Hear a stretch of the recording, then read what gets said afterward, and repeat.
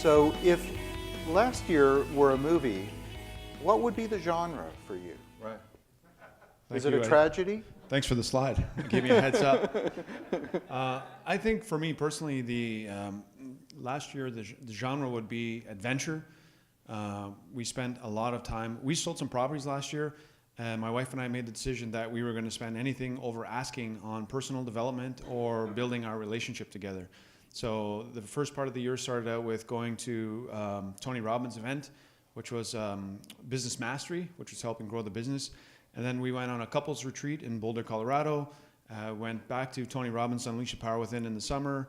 I went on a surfing retreat. So it was a lot about adventure, living life, and remembering, our purpose here is not just to work super hard. We want to also live life a little bit. And also personal development. We spent a massive amount of time working on what we could do to improve ourselves, which again, as it was said by our speaker, Robin here, it's the people who you hang around with will really determine your future, will determine your success. And so we made a conscious effort to spend a lot of time with the right people.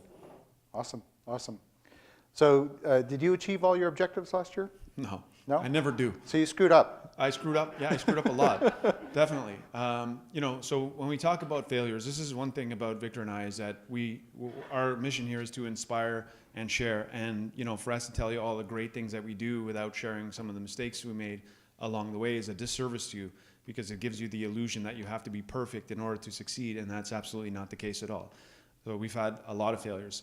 I think, one of the failures, I guess the biggest one that I had was crew related, because we flip properties and we have renovations, and you can't control other people. That's the downside. I've tried.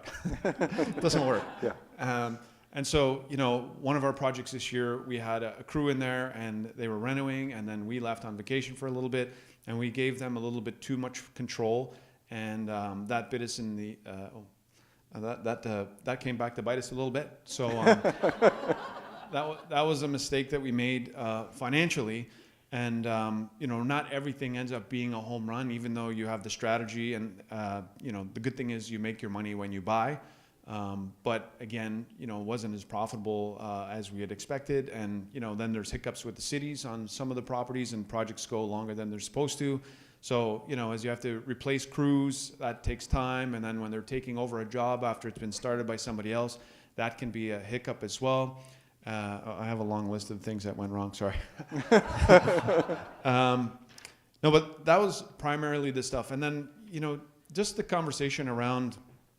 What Robin was saying about, mainly she was talking about the stories that you tell yourself, and the negative stories, the negative self-talk. So, even though I went to Tony Robbins, I went to Business Mastery, I went to Unleash the Power Within, it still is an ongoing struggle, because the more you push forward with your goals, the bigger they become. Of course, you're not always going to accomplish all of them. It really doesn't matter. It matters whether or not you're taking steps forward every day to get towards more success, whatever that means for you.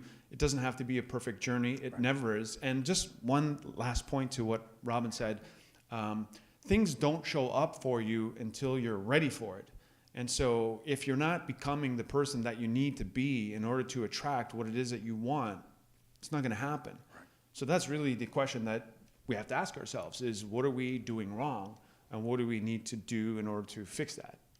Well, maybe Luke, if you can go to the last slide here. So maybe let's unpack this a little bit more. And the way that I like to think about this, it's a little bit like gold mining. And if you've ever watched Gold Rush, or if you've ever done any gold mining, you'll know that you need to get through tons and tons of rock to get a very small amount of gold. Mm-hmm.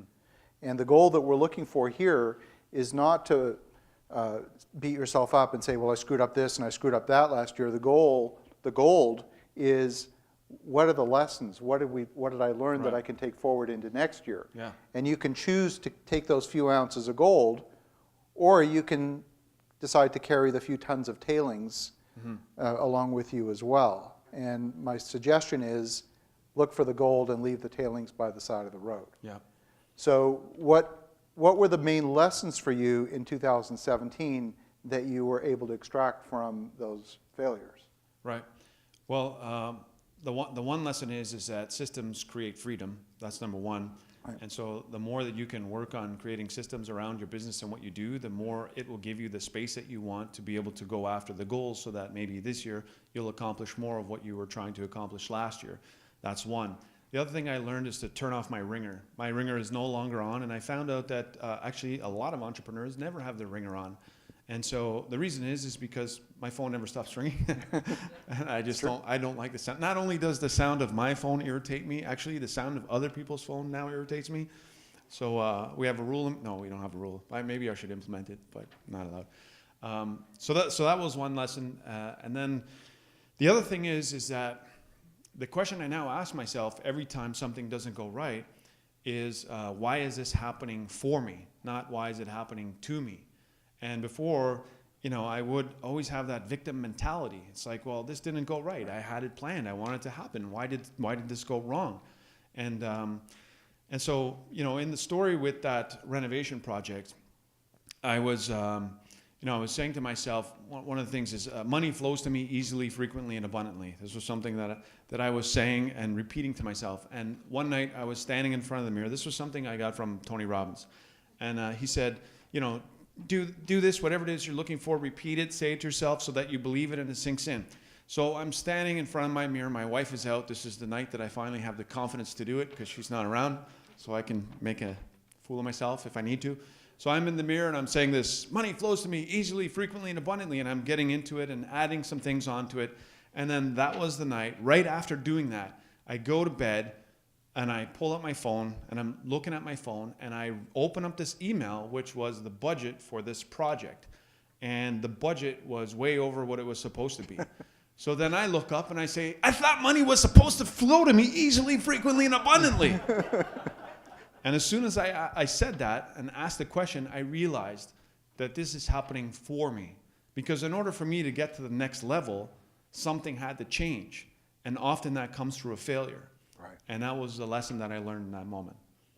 That's beautiful. And I like what you said about turning off the ringer. I'll give you a couple of acronyms. Most of you probably know what they are. What's OPM? Other people's money. What's OPA? Other people's agenda. So when you have your ringer on all the time and you'll take an interrupt from anybody anytime, you're putting other people's agenda before your own. Mm-hmm. And so congratulations for turning it off. Thank you. I haven't figured out that fully myself, but. Yeah. One tip I did want to give is that if you are going to be looking to connect with other people who you want to be part of your world to contribute to your success, there's different ways about going to do it. And this is one that really doesn't work for me, and I know it doesn't work for a lot of other people. Because when people grab a business card, but they don't come and talk to me, for example, right. But then I get random phone calls or emails where people ask me if they can take me for lunch or buy me coffee or pick my brain. They didn't make an effort to make a connection with me. So because of all the stuff that I'm doing, I'm very busy. But now, those kind of things, it's not that it irritates me, but it's like, why would I go and meet with you for an hour for coffee if I don't even know what you look like, right? So if you're here and you have the opportunity to meet us face to face and shake our hands and say hello, that's a good start. But collecting business cards with the idea to follow up afterwards with the business card, there's no connection. So there's really no way that you could add value to the other person in the conversation or give them the incentive to want to go and have that coffee with you. Now, we're very busy guys, right? And another big mistake that I made in the past that I'm getting better at, and because we are people who love to serve and help others, I said yes to way too many things.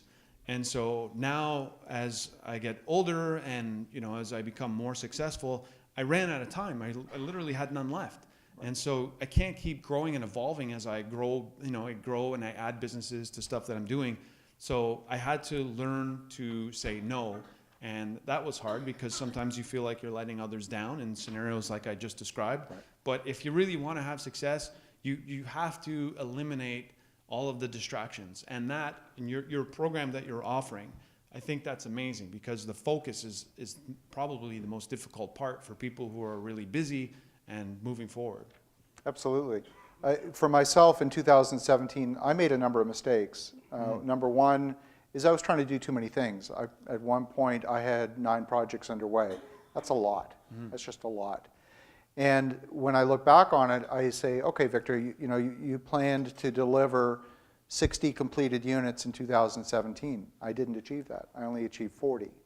Now, I could pat myself on the back and say, okay, that's great, but it fell short of the objective. The other thing that I was doing is I was doing far too much myself.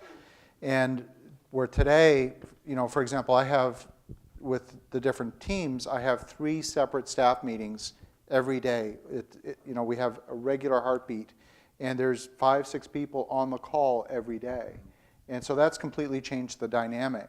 I'm not doing it all myself. I'm really relying much more heavily on the team, and we brought people into the team that have a diverse set of skills, so that if there's one person that's better at calling the alderman and making that connection and trying to influence a decision, that person does it. Yeah, I could do it, but he's a better person to do it than me. Yeah, and so what was your genre for 2017?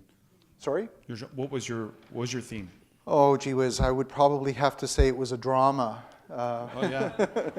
It was a action drama, let's say Okay. that way. So it was a bit of both, because it felt, because I was trying to do too much, I found that I was doing things often at the last minute, a little bit like the student who crams for their exam the night before.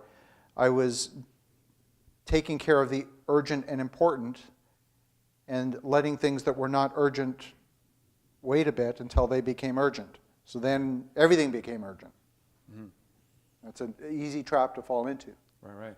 So when you look back at 2017, we talk about a lot of the failures, but Right. what are some of the successes? Because really we have to celebrate those as we come out of a year to remind ourselves that, we accomplished some things and there's still more things to accomplish. So what was it? How was it for you? Probably the number one thing that I would say was a success for me is really expanding the team, so we've got a whole lot more capability, and it's translated into being able to execute on projects much more successfully, much more regularly. I'm not nearly as panicked as I was last year. Like yourself, I'm saying no to a lot more things. Right. And I believe that there is something called the constructive no, which is when you say no to a bunch of things, you're actually saying yes to the priorities that Exactly. matter. And so that's been huge for me, is just being much more selective. Tim Ferriss has a way of articulating it, and he's basically saying just raise your standard a little bit. If there's something that would be a yes, that's a no. If it's a hell yes, then it's a yes. Mm-hmm. But if it's not a hell yes, it's a no. And if you can set your bar at that level, then you can be much more successful. So given that you're slamming it, you're going after a lot of things. Right. You had a lot of projects on the go, lots of opportunity. How do you stay focused on those goals?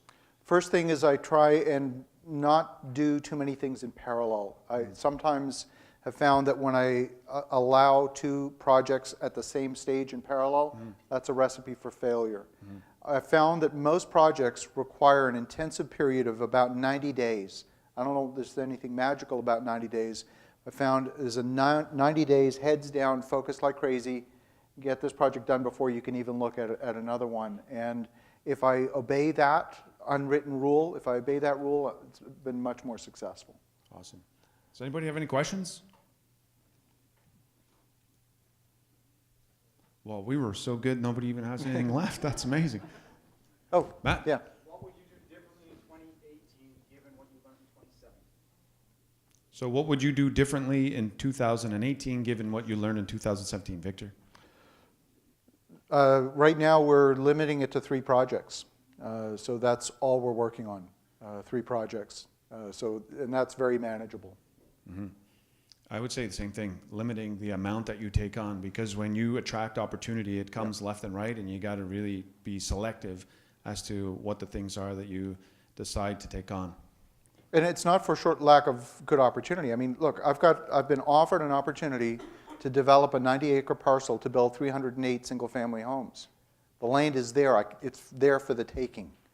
And I know how to do it. Like, it's just there.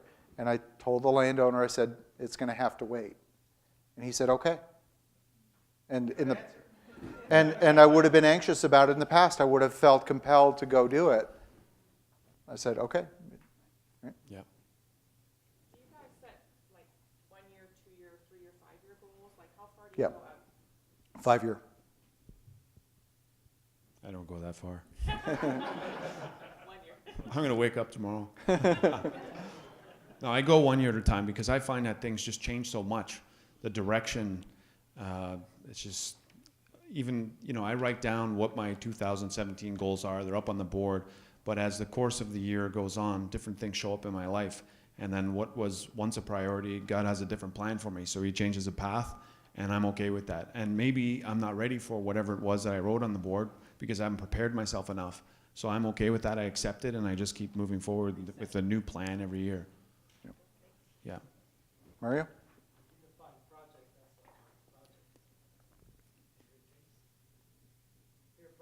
You're not building residential homes.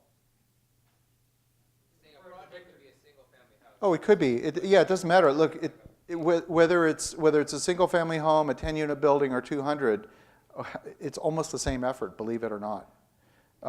It's just a few zeros on the end, but in terms of the steps that you have to go through, it's almost the same. And, I don't know, do you remember George Ross saying that when he was here?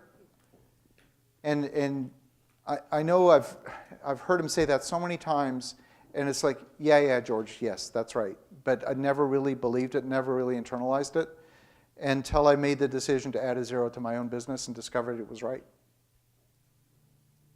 It's right.